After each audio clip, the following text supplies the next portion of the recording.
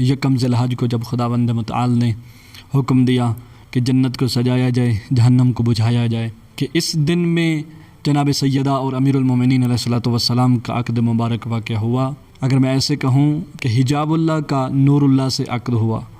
روایات کہتی ہیں کہ جب جناب رسول خدا صلی اللہ علیہ وسلم نے جناب سیدہ کونین سلام اللہ علیہ کا ہاتھ پکڑ کر علی ابن ابی طالب علیہ الصلوۃ والسلام کے ہاتھ پہ رکھا تو جناب رسول خدا صلی اللہ علیہ وسلم نے ایک خوبصورت حدیث ارشاد فرمائی۔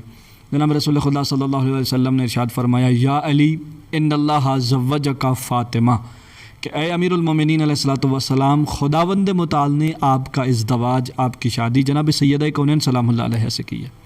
وجعل صداقہا الارض، اور خداوند متعال نے جناب سیدہ کے حق مہار زمین کو قرار دیا ہے۔ پھر کیا ارشاد فرمایا کہ مم مشا علیہا مبغضا لکا مشا حراما، اے امیر المومنین علیہ الصلوۃ والسلام، جو کوئی بھی آپ کا بغض لے کر اس زمین پر چلتا ہے تو خدا نے اس کا چلنا حرام قرار دیا ہے۔